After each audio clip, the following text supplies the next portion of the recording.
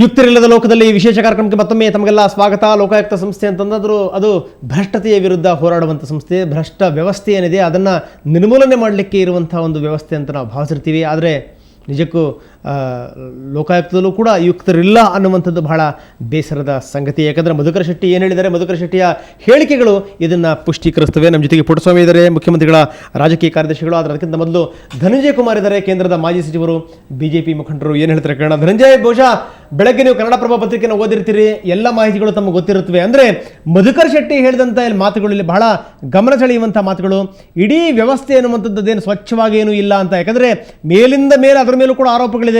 ಎಲ್ಲೋ ಒಂದು ಕಡೆಗೆ ಏನು ಅಂತಂದರೆ ಲೋಕಾಯುಕ್ತ ಕಚೇರಿನಲ್ಲೂ ಕೂಡ ಭ್ರಷ್ಟರಿದ್ದಾರೆ ಅನ್ನುವಂಥದ್ದು. ಅದಕ್ಕೆ ಮಧುಕರ ಶೆಟ್ಟರ ಮಾತು ಪುಷ್ಟಿ ನೀಡ್ತಾ ಇದೆ. ಏನಂತಿರ್ತಾವೆ? ರಂಗನಾಥ್ ಭಾರದ್ವಾಜ್, ನಾನು ಈ ಹಿಂದೆನೆ ಮಾಜಿ ಲೋಕಾಯುಕ್ತ ಸಂತೋಷ್ ಹೆಗ್ಡೆ ಅವರು ಕೈಗೊಂಡಂತಹ ತನಿಖೆ ಮತ್ತು ಅವರು ಕೊಟ್ಟ ವರದಿಯ ಬಗ್ಗೆ, ಜನರ ಮನಸ್ಸಿನಲ್ಲಿರುವಂತಹ ಸಂಶಯಗಳ ಬಗ್ಗೆ ನಾನು ಉಲ್ಲೇಖ ಮಾಡಿದ್ದೆ. ಆದ್ರೆ ತಮ್ಗೆಲ್ಲ ಗೊತ್ತಿರುವ ಹಾಗೆ ಕರ್ನಾಟಕ ರಾಜ್ಯದ ರಾಜಕೀಯದಲ್ಲೇ ಒಂದು ರೀತಿಯ ಬಿರುಗಾಳಿಯನ್ನು ಎಬ್ಬಿಸಿದಂತಹ ಒಂದು ವರದಿ ಅದು. ಈಗ ಮಾಜಿ ಲೋಕಾಯುಕ್ತ ಅಧಿಕಾರಿಯಾದಂತಹ ಮಧುಕರ ಶೆಟ್ಟಿ ಅವರು ಸತ್ಯಾಂಶ ಇತ್ತು ಅಂತ ಹೇಳುವಂತ ಒಂದು ಸಂದರ್ಶನವನ್ನ ಕನ್ನಡಪ್ರಭ ದಿನಪತ್ರಿಕೆಗೆ ಕೊಡುವುದರ ಮೂಲಕ ಜನರಿಗೆ ಲೋಕಾಯುಕ್ತ ಸಂಸ್ಥೆಯೊಳಗಿರುವಂತ ಭ್ರಷ್ಟ ವ್ಯವಸ್ಥೆಯ ಬಗ್ಗೆ ಒಂದಷ್ಟು ಮಾಹಿತಿ ನೀಡುವಂತ ಪ್ರಯತ್ನವನ್ನ ಮಾಡಿದ್ದಾರೆ. ನನಗೆ ಅನಿಸ್ತಾ ಇದೆ ಇದು ಬಹಳ ಸೂಕ್ತ ಸಮಯ. ಮಾಜಿ ಲೋಕಾಯುಕ್ತರಾದಂತಹ ನ್ಯಾಯಮೂರ್ತಿ ಸಂತೋಷ್ ಹೆಗ್ಡೆ ಪ್ರಶ್ನೆ ಮಾಡುವಂತದ್ದು ಬಹಳ ಸೂಕ್ತ ಅಂತ ನನಗೆ ಅನಿಸ್ತಾ ಇದೆ. ಅವರು ಈ ಬಗ್ಗೆ ಏನ್ ಹೇಳ್ತಾರೆ ಅಂತ ಹೇಳುವಂತದನ್ನ ಕೇಳಿದ್ರೆ ಸತ್ಯಾಂಶ ಏನು ಅಂತ ಹೇಳುವಂತದ್ದು ಬಹಿರಂಗ ಆಗ್ಬಹುದು. ಮಾಜಿ ಲೋಕಾಯುಕ್ತರ ನ್ಯಾಯಮೂರ್ತಿ ಸಂತೋಷ್ ಹೆಗ್ಡೆ ಅವರ ಅಭಿಪ್ರಾಯವನ್ನು ತಾವು ಕೇಳಬೇಕು ಅಂತ. ಅಲ್ಲ, ಅಂದ್ರೆ ತಾವು ಹೇಳ್ತಿರುವಂಥದ್ದು ಏನು ಅಂತಂದ್ರೆ, ಎಲ್ಲೋ ಒಂದು ಕಡೆಗೆ ನಾನು ಆಗಲೇ ಹೇಳ್ತಾ ಇದ್ದೆ ಪುಟ್ಟಸ್ವಾಮಿ ಅವ್ರ ಹತ್ರ ಮಾತಾಡ್ತಾ, ಒಂಥರ ಇದು ಈ ಕಾಂಪಾಸಿನ ಮುಳ್ಳಿದ್ದ ಹಾಗೆ, ಯಾವ ದಿಕ್ಕಿನ ಕಡೆ ತಿರುಗಿದ್ರು ಕೂಡ ಮುಳ್ಳು ಯಾವ ದಿಕ್ಕಿ ತಿರುಗಬೇಕೋ ಅದೇ ದಿಕ್ಕಿ ತಿರುಗುತ್ತೆ ಅಂತ. ಅಂದ್ರೆ ಮಧುಕರ ಶೆಟ್ಟರ ಮಾತು ಎಲ್ಲೋ ಒಂದು ಕಡೆಗೆ ಬೇರೆ ಬೇರೆ ದಿಕ್ಕನ್ನು ತೋರಿಸ್ತಾ ಇದೆ ಅಂತ ತಾವು ಭಾವಿಸ್ತೀರಾ? ಖಂಡಿತವಾಗಿಯೂ ಕೂಡ ಭಾರದ್ವಾಜ್, ಈಗ ಜನರಿಗೆ ಲೋಕಾಯುಕ್ತರ ಒಂದು ವರದಿ ಬಂದಂತ ಸಂದರ್ಭದಲ್ಲಿ ಅದಾದ್ಮೇಲೆ ನಡೆದಂತ ಎಲ್ಲ ರಾಜಕೀಯ ಏನು ಸ್ಥಿತ್ಯಂತರಗಳು ನಡೀತು, ಇದು ಜನರ ಮನಸ್ಸಿನಲ್ಲಿ ಎಲ್ಲೋ ಒಂದು ಕಡೆಯಲ್ಲಿ ಸಂಶಯವನ್ನು ಮೂಡಿಸುವಂತ ಒಂದು ಸಂದರ್ಭ ನಿರ್ಮಾಣ ಆಗ್ತು. ಈಗ ಮಧುಕರ ಶೆಟ್ಟಿಯವರೇ ಸ್ವತಃ ಅವರಾಗಿ ಈ ರೀತಿಯ ಒಂದು ಹೇಳಿಕೆಯನ್ನ ನೀಡುವುದರ ಮೂಲಕ ಜನರ ಮನಸ್ಸಿನಲ್ಲಿ ಇರುವಂತಹ ಗೊಂದಲ ಇನ್ನೂ ಕೂಡ ಗೊಂದಲದ ಗೂಡಾಗಿ ಪರಿವರ್ತನೆ ಆಗ್ತಾ ಇದೆ. ಅದಕ್ಕಾಗಿ ಮಾಜಿ ಲೋಕಾಯುಕ್ತರಾದಂತಹ ನ್ಯಾಯಮೂರ್ತಿ ಸಂತೋಷ್ ಹೆಗ್ಡೆ ಅವರು ಈ ಸಂದರ್ಭದಲ್ಲಿ ಸ್ಪಷ್ಟೀಕರಣ ನೀಡುವಂತದ್ದು ಬಹಳ ಅಗತ್ಯ ಇದೆ. ದಯಮಾಡಿ ಅವರನ್ನು ಕೇಳಬೇಕು ಅಂತ ನಾನು ತಮ್ಮಲ್ಲಿ ವಿನಂತಿ ಮಾಡ್ತಾ ಇದ್ದೇನೆ. Yes sir, thank you very much ನಮ್ಮ ಜೊತೆ ಮಾತಾಡೋದಕ್ಕೆ ಧನಂಜಯ ಕುಮಾರ್. ಧನಂಜಯ್, ಇಲ್ಲಿ ತನಕ ಹೇಳಿದಂಥ ಮಾತನ್ನು ಕೇಳಿದ್ರಿ. ಇದಕ್ಕೆಲ್ಲ ಉತ್ತರ ಕೊಡಬೇಕಾಗಿರುವಂಥವ್ರು, ಆ ವ್ಯವಸ್ಥೆಯನ್ನು ನೋಡ್ಕೊಂಡಂಥ ನ್ಯಾಯಮೂರ್ತಿ ಸಂತೋಷ್ ಹೆಗ್ಡೆ ಅವರು. ನಮಗೆ ಕೇಳಿದಂಥ ಪ್ರಶ್ನೆಗಳನ್ನು ದಯವಿಟ್ಟು ಅವ್ರಿಗೂ ಕೇಳಿ ಅಂತ. ಯಾಕಂದರೆ ತಮಗೆಲ್ಲ ಗೊತ್ತಿರುವಂಥ ವಿಚಾರ, ಹಿಂದೆ ಇವರು ಕೂಡ ಅವ್ರ ಜೊತೆ ಮಾತಾಡಿದ್ದೇ ಒಂದು ದೊಡ್ಡ ಸುದ್ದಿ ಆಗಿರುವಂಥದ್ದು. ಎಲ್ಲೋ ಒಂದು ಕಡೆಗೆ ಆಮಿಷವನ್ನು ನೋಡ್ಲಿಕ್ಕೆ ಹೋದರು, ಬೆದರಿಕೆ ಹಾಕಿದ್ರು ಅನ್ನುವಂಥ ಆರೋಪಗಳೆಲ್ಲವೂ ಕೂಡ ಧನಂಜಯ ಮೇಲಿತ್ತು. ಧನಂಜಯ ಹೇಳ್ತಿರೋದೇನು ಅಂತಂದರೆ, ಇದಕ್ಕೆ ಸಂಬಂಧಪಟ್ಟಂಥವ್ರು ಉತ್ತರ ಕೊಡಬೇಕು, ಅಂದರೆ ಸಂತೋಷ್ ಹೆಗ್ಡೆಯವರೇ ಇದಕ್ಕೆ ಉತ್ತರ ಕೊಡಬೇಕು ಅನ್ನುವಂಥದ್ದು. ಬನ್ನಿ, ಪುಟ್ಟಸ್ವಾಮಿ ಇದ್ದಾರೆ ಇನ್ನು ನಮ್ಮ ಜೊತೆಗೆ ಸಂಪರ್ಕದಲ್ಲಿ. ಪುಟ್ಟಸ್ವಾಮಿ ಅವರೇ, ಎಲ್ಲದನ್ನೂ ಕೂಡ ತಾವು ಗಮನಿಸಿದ್ರಿ, ಏನು ಹೇಳಕ್ ಬಯಸ್ತಿರ್ತಾವು?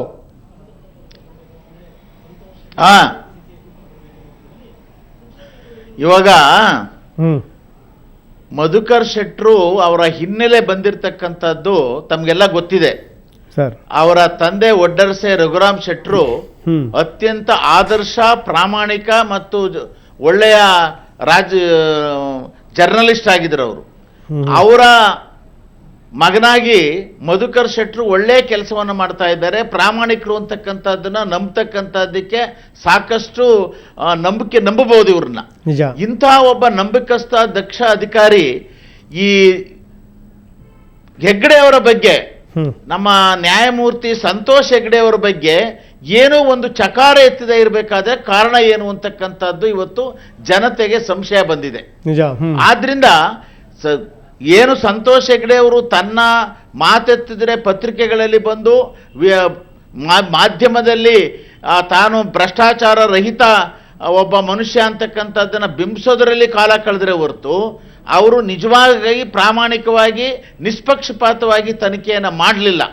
ಆ ಮಾಡದೇ ಇರ್ತಕ್ಕಂಥದ್ದಕ್ಕೆ ಅವರ ರಿಪೋರ್ಟ್ ಕೊಟ್ಟಿರ್ತಕ್ಕಂಥದ್ದೇ ಸಾಕ್ಷಿಯಾಗಿದೆ.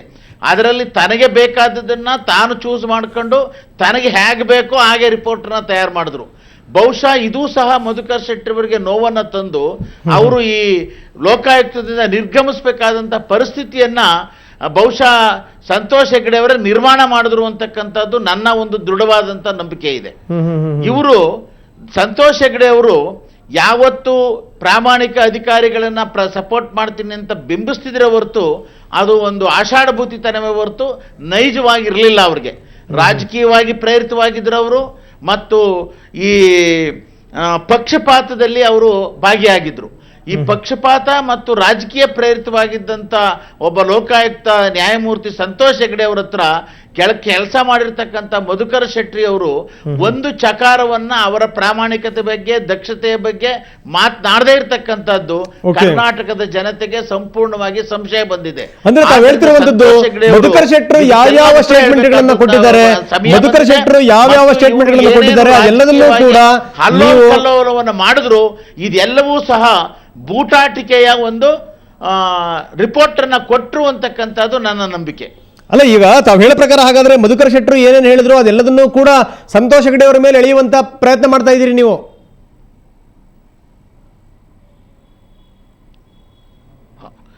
ಅಲ್ಲಲ್ಲ, ಮಧುಕರ ಶೆಟ್ಟರು ಪ್ರಾಮಾಣಿಕವಾಗಿ ಕೊಟ್ಟಿದ್ದಾರೆ. ಆದರೆ ಸಂತೋಷ್ ಹೆಗ್ಡೆ ಅವರು ಯಾವ್ಯಾವ ರೀತಿ ನಡ್ಕೊಂಡಿದ್ದಾರೆ ಅಂತಕ್ಕಂಥದ್ದು ಸಹ ಅವರ ರಿಪೋರ್ಟ್ನಲ್ಲಿ ನೇರವಾಗಿದೆ. ಪಕ್ಷಪಾತದಿಂದ ಕೂಡಿರ್ತಕ್ಕಂಥದ್ದು, ಊಹೆಯ ಮೇಲೆ ರಿಪೋರ್ಟ್ ಕೊಡ್ತಕ್ಕಂಥದ್ದು, ದೋಷಾರೋಪ ಇಲ್ಲದೆ ಇರ್ತಕ್ಕಂಥವ್ರನ್ನ ದೋಷಾರೋಪಿ ಅಂತಕ್ಕಂಥದ್ದು, ನಿಜವಾದಂಥ ದೋಷಾರೋಪ ಇದ್ದಂಥವ್ರನ್ನ ಕೈ ಬಿಡ್ತಕ್ಕಂಥದ್ದು, ಇದೆಲ್ಲವೂ ಭಾಗಿಯಾಗಿದ್ದಾರೆ. ಈ ಭ್ರಷ್ಟಾಚಾರ ಮೋಸದ ಜೊತೆಗೆ ಈ ಸಂತೋಷ್ ಹೆಗ್ಡೆ ಅವರು ಸಂಪೂರ್ಣವಾಗಿ ಪಕ್ಷಪಾತದಿಂದ ಮತ್ತು ರಾಜಕೀಯವಾಗೂ ಸಹ ಅವರು ನಡವಳಿಕೆಯನ್ನು ಮಾಡಿದ್ದಾರೆ. ಇದರಿಂದ ಇದ್ರ ಬಗ್ಗೆನೂ ಸಹ ದೀರ್ಘವಾದಂಥ ಚರ್ಚೆ ಆಗಬೇಕು. ಈ ಕರ್ನಾಟಕದ ಜನತೆ ಗೊತ್ತಾಗಬೇಕು. ಒಬ್ಬ ಪ್ರಾಮಾಣಿಕ ಅಧಿಕಾರಿ, ಒಂದು ಒಳ್ಳೆಯ ನೆಲಕಟ್ಟಿನಿಂದ ಬಂದಂಥವರು ಇಂತಹ ಒಂದು ಹೇಳಿಕೆಯನ್ನು ಕೊಟ್ಟಾಗ ಇವತ್ತೊಂದು ದಿವಸ ಸಂತೋಷ್ ಹೆಗ್ಡೆ ತಲೆ ತಗ್ಗಿಸ್ಬೇಕು ಕರ್ನಾಟಕ ಜನತೆಯ ಮುಂದೆ. ಇವ್ರು ಯಾಕೆ ಕೇಳಲಿಲ್ಲ? ಸಂತೋಷ್ ಹೆಗ್ಡೆ ಅವರು ಇದುವರೆಗೆ ಯಾತಕ್ಕೆ ಬಾಯಿ ಮುಚ್ಕೊಂಡಿದ್ರು? ಓಕೆ, ಖಂಡಿತ ಖಂಡಿತ ನಾವು ಒರಿಸ್ಸಾದಲ್ಲಿದ್ದಾರೆ, ಅವ್ರ ಜೊತೆ ನಾವು ಕೂಡ ಮಾತಾಡಲಿಕ್ಕೆ ಪ್ರಯತ್ನವನ್ನು ಮಾಡ್ತಾ ಇದ್ದೀವಿ. ಧನ್ಯವಾದ ಪುಟ್ಟಸ್ವಾಮಿ ಅವರು, ಇಲ್ಲಿ ತನಕ ತಾವು ಸಾಕಷ್ಟು ಮಾತಾಡಿದ್ದೀರಿ. ಪುಟ್ಟಸ್ವಾಮಿ ಅವರು ಹೇಳೋ ಪ್ರಕಾರ ಏನು ಅಂತಂದ್ರೆ ಸಂತೋಷ್ ಹೆಗ್ಡೆ ಅವರು ಇದಕ್ಕೆ ಖಂಡಿತವಾಗಲೂ ಉತ್ತರ ಕೊಡಬೇಕು ಅನ್ನುವಂಥದ್ದು. ಯಾಕಂದ್ರೆ ಮಧುಕರ್ ಶೆಟ್ಟಿ ಎಲ್ಲದನ್ನೂ ಕೂಡ ಬಲ್ಲಂಥವರು, ಅವ್ರು ಹೇಳುವಂಥ ಮಾತಿಗೆ ಸಾಕಷ್ಟು ಅರ್ಥ ಇರುತ್ತೆ ಅಂತ. ಬನ್ನಿ, ಇದ್ರ ಬಗ್ಗೆ ಮಾತಾಡಲಿಕ್ಕೆ ವೈಎಸ್ವಿ ದತ್ತ ನಮ್ಮೊಂದಿಗೆ ಈಗ ದೂರವಾಣಿ ಸಂಪರ್ಕದಲ್ಲಿದ್ದಾರೆ. ದತ್ತ ಅವರೇ, ಎಲ್ಲದನ್ನೂ ಕೂಡ ತಾವು ಗಮನಿಸಿದ್ರಿ ಅಂತ ನಾನು ಭಾವಿಸ್ತೀನಿ. ಏನು ಹೇಳ್ತೀರಿ ಮಧುಕರ್ ಶೆಟ್ಟಿ ಒಂದು ಸ್ಟೇಟ್ಮೆಂಟ್ ಬಗ್ಗೆ, ಅವರು ಕನ್ನಡಪ್ರಭಕ್ಕೆ ಕೊಟ್ಟಿರುವಂಥ ಸಂದರ್ಶನದ ಬಗ್ಗೆ?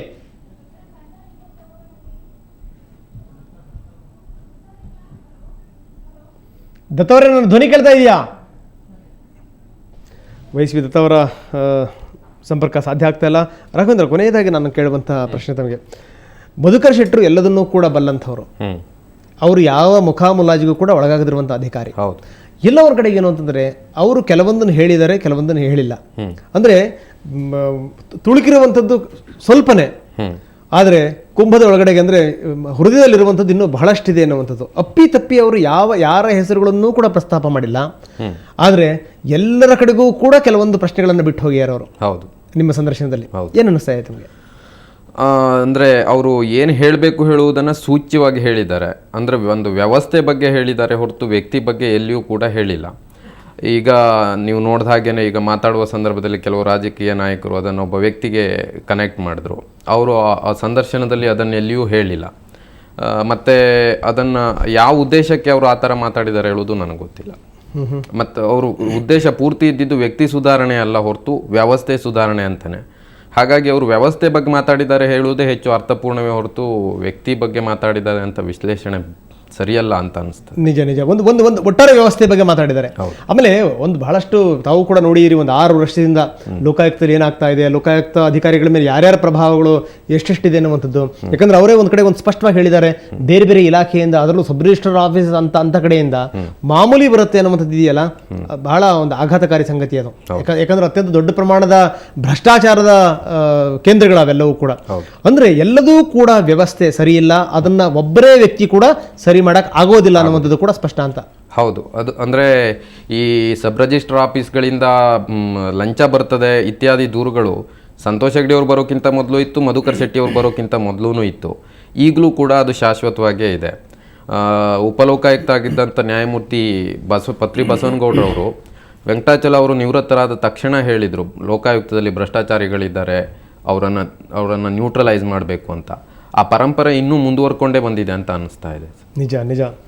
ಸೊ ಓಕೆ, ರಾಘವೇಂದ್ರ ಭಟ್ ಇಲ್ಲಿ ತನಕ ಸಾಕಷ್ಟು ಮಾತಾಡಿದ್ರಿ. Okay, thank you very much sir. ಧನ್ಯವಾದಗಳು ತಮಗೆ. ಒಟ್ಟಾರೆಯಾಗಿ ಮಧುಕರ್ ಶೆಟ್ಟಿಯವರ ಸ್ಟೇಟ್ಮೆಂಟ್ ಏನಿದೆ, ಮಧುಕರ್ ಶೆಟ್ಟಿಯವರ ಸಂದರ್ಶನ ಏನಿದೆ, ನಮ್ಮ ಕನ್ನಡಪ್ರಭ ಪ್ರತಿನಿಧಿ ರಾಘವೇಂದ್ರ ಭಟ್ ಅವರಿಗೆ ನೀಡಿದಂಥ ಸಂದರ್ಶನ, ಅದೆಲ್ಲದನ್ನೂ ಕೂಡ ನಿಮ್ಮ ಮುಂದೆ ಇಟ್ಟಿದ್ದೀವಿ. ಜೊತೆಗೆ ರಾಜಕೀಯ ನಾಯಕರುಗಳು ಏನು ಮಾತಾಡಿದ್ರು ಅದೆಲ್ಲದನ್ನೂ ಕೂಡ ನಿಮ್ಮ ಮುಂದೆ ಇಡುವಂಥ ಒಂದು ಪ್ರಾಮಾಣಿಕ ಪ್ರಯತ್ನ. ಒಂದು ಮಾತು ಮಾತ್ರ ನಿಜ, ರಾಘವೇಂದ್ರ ಭಟ್ ತುಂಬ ಅದ್ಭುತವಾಗಿ ಹೇಳಿದ್ರು. ಒಂದು ವ್ಯವಸ್ಥೆ ಎಲ್ಲ ಕೆಟ್ಟು ಕುಲಗೆಟ್ಟು ಹೋಗಿರುವಂಥ ಸಂದರ್ಭದಲ್ಲಿ ಯಾರೋ ಒಬ್ಬ ವ್ಯಕ್ತಿ ಬಂದು ಎಲ್ಲದನ್ನೂ ಕೂಡ ಉದ್ಧಾರ ಮಾಡ್ತಾನೆ ಅನ್ನುವಂಥದ್ದನ್ನು ನಾವು ಕನಸು ಮನಸ್ಸಲ್ಲೂ ಕೂಡ ಅಂದ್ಕೊಳ್ಳಿಕ್ಕೆ ಸಾಧ್ಯ ಇಲ್ಲ. ಯಾಕಂದರೆ ಭ್ರಷ್ಟಾಚಾರವನ್ನು ತೊಡಿಬೇಕು ಅಂತಂತಂದರೆ ಅದಕ್ಕೆ ಎಲ್ಲರ ಕೈ ಜೋಡಿಸಬೇಕು, ಎಲ್ಲರ ಮನಸ್ಸುಗಳು ಅದಕ್ಕೆ ಕೆಲಸ ಮಾಡಬೇಕು. ಅಂಥ ಒಂದು ವ್ಯವಸ್ಥೆ ನಮ್ಮಲ್ಲಿದೆಯಾ ಅನ್ನುವಂಥ ಪ್ರಶ್ನೆಗಳು ಪದೇ ಪದೇ ಹೇಳ್ಬೇಕು, ಪದೇ ಪದೇ ನಾವು ಪ್ರಶ್ನೆಗಳನ್ನ ಕೇಳಬೇಕು, ಅದಕ್ಕೆ ನಾವು ಉತ್ತರ ಹುಡುಕುವಂಥ ಒಂದು ಪ್ರಯತ್ನವನ್ನು ಮಾಡಬೇಕು. ಈಗಂತೂ ರಾಜಕಾರಣಿಗಳು ಹೊಸದವ್ರ ಥರ ಸಂತೋಷ್ ಹೆಗಡೆ ಅವ್ರ ಮೇಲೆ ಬೀಳುವಂಥ ಒಂದು ಪ್ರಯತ್ನವನ್ನು ಮಾಡ್ತಾ ಇದ್ದಾರೆ. ಆದರೆ ಎಲ್ಲದಕ್ಕೂ ಕೂಡ ಸಂತೋಷ್ ಹೆಗಡೆಯವರೇ ಹೊಣೆ ಅಲ್ಲ ಅನ್ನುವಂಥದ್ದು. ಯಾಕಂದರೆ ಅವ್ರು ಬರೋದಕ್ಕಿಂತ ಮೊದಲು ಕೂಡ ಲೋಕಾಯುಕ್ತ ವ್ಯವಸ್ಥೆ ಅನ್ನುವಂಥದ್ದಿತ್ತು. ವ್ಯವಸ್ಥೆ ಎಷ್ಟರ ಮಟ್ಟಿಗೆ ಅವ್ಯವಸ್ಥೆ ಆಗಿತ್ತು ಅದೆಲ್ಲದನ್ನು ಕೂಡ ನೋಡ್ತಾ ಇದ್ದೀವಿ. ಆದರೆ ಇದೆಲ್ಲದರ ಜೊತೆಗೆ ಸರ್ಕಾರದ್ದು ಕೂಡ ಇದಕ್ಕೊಂದು ದೊಡ್ಡ ಒಂದು ಜವಾಬ್ದಾರಿ ಇದೆ. ಸಂಬಂಧಪಟ್ಟಂಥವ್ರನ್ನ ಹಾಕಬೇಕು, ಒಳ್ಳೊಳ್ಳೆ ಅಧಿಕಾರಿಗಳನ್ನು ಅಲ್ಲಿಗೆ ಹಾಕಬೇಕು ಅನ್ನುವಂಥದ್ದು. ಅಷ್ಟು ಸುಲಭವಾಗಿ ವ್ಯವಸ್ಥೆ ಕೂಡ ಇದರಿಂದ ನುಣಿಸ್ಕೊಳ್ಳಿಕ್ಕೆ ಸಾಧ್ಯ ಇಲ್ಲ. ಯಾರೋ ಫೋನ್ ಮಾಡಿ ಹೇಳಿದ್ರು ಅಂತ, ಯಾರೋ ಪತ್ರ ಬರೆದ್ರು ಅಂತ ಒಳ್ಳೊಳ್ಳೆ ಅಧಿಕಾರಿಗಳನ್ನೆಲ್ಲ ಎತ್ತಂಗಡಿ ಮಾಡಿಬಿಟ್ರೆ ಬಹುಶಃ ಆ ಲೋಕಾಯುಕ್ತಕ್ಕೊಂದು ನ್ಯಾಯ ದೊರಕಿಸ್ಕೊಳ್ಳಿಕ್ಕೆ ಸಾಧ್ಯನಾ ಸ್ವಾಮಿ? ನಾವು ನೀವು ಕೇಳುವಂಥ ಪ್ರಶ್ನೆ ಅಷ್ಟೇ ಅಲ್ಲ, ಒಂದು ವ್ಯವಸ್ಥೆ ಅನ್ನುವಂಥದ್ದೇನಿದೆ ಆ ವ್ಯವಸ್ಥೆ ಕೂಡ ಇದಕ್ಕೆ ಉತ್ತರವನ್ನು ಕಂಡುಹಿಡ್ಕೋಬೇಕು. ಆದರೆ ಒಂದು ಮಾತ್ರ ಸತ್ಯ, ಯಾವುದು ಭ್ರಷ್ಟಾಚಾರ ಮುಕ್ತವಾಗಿರಲಿ ಅಂತ ನಾವು ಬಯಸ್ತೀವಿ, ಯಾವುದು ನಾವು ತೊಂದರೆಯಲ್ಲಿದ್ದಂಥ ಸಂದರ್ಭದಲ್ಲಿ ನಮ್ಮ ಕೈ ಹಿಡಿಯಕ್ಕೆ ಬರುತ್ತೆ ಅಂತ ನಾವು ಬಯಸ್ತೀವಿ ಆ ವ್ಯವಸ್ಥೆ ಯಾವಾಗಲೂ ಕೂಡ ಒಂದು ಸ್ಪಷ್ಟವಾಗಿರಲಿ, ಆ ವ್ಯವಸ್ಥೆಯಲ್ಲಿ ಭ್ರಷ್ಟತೆಯ ಮುಕ್ತವಾಗಿರಲಿ ಅಂತ ನಾವು ನೀವು ಎಲ್ಲ ಬಯಸ್ತೀವಿ. ಇನ್ನು ಮುಂದಿನ ದಿನಗಳಲ್ಲಾದರೂ ಇಂಥ ದನಿಗಳು ಏಳದೇ ಇರಲಿ. ಲೋಕಾಯುಕ್ತ ವ್ಯವಸ್ಥೆ ಅಂತಂದರೆ ಅದು ಭ್ರಷ್ಟಾಚಾರ ಮುಕ್ತ ವ್ಯವಸ್ಥೆ ಆಗಲಿ. ಮಧುಕರ್ ಶೆಟ್ಟರು ಈ ಮಾತು ಬಹಳಷ್ಟು ಜನಗಳಿಗೆ ಆತ್ಮಾವಲೋಕನ ಆಗಬೇಕು. ಈ ನಿಟ್ಟಿನಲ್ಲಿ ಒಂದು ಬದಲಾವಣೆ ಕಡೆಗೆ ಹೆಜ್ಜೆ ಇಡಬೇಕು. ಅದಾಗಲಿ ಅನ್ನುವಂಥದ್ದೇ ಕನ್ನಡಪ್ರಭ ಮತ್ತು ಸುವರ್ಣ ನ್ಯೂಸ್ 24/7ನ ಈ ಒಂದು ವರದಿಯನ್ನು ನಿಮ್ಮ ಮುಂದೆ ತಂದಿಡುವಂಥ ಒಂದು ಪ್ರಯತ್ನ. ಬಹುಶಃ ಇದೆಲ್ಲದನ್ನು ನೋಡಿದ ಮೇಲೆ ಈ ವ್ಯವಸ್ಥೆ ಎಷ್ಟರ ಮಟ್ಟಿಗೆ ಬಲವಾಗಿದೆ, ಎಷ್ಟರ ಮಟ್ಟಿಗೆ ಈ ಭ್ರಷ್ಟಾಚಾರದ ಆಳ ಅಗಲ ಆ ಬೇರುಗಳು ಎಲ್ಲೆಲ್ಲಿಗೆ ಹರಡಿದೆ ಅದರ ಒಂದು ಸ್ಪಷ್ಟತೆ ತಮಗೂ ಕೂಡ ಅರ್ಥವಾಗಿದೆ ಅಂತ ಭಾವಿಸ್ತಾ ಈ ವಿಶೇಷ ಕಾರ್ಯಕ್ರಮವನ್ನು ಮುಗಿಸ್ತಾ ಇದ್ದೀನಿ. ನಮಸ್ಕಾರ.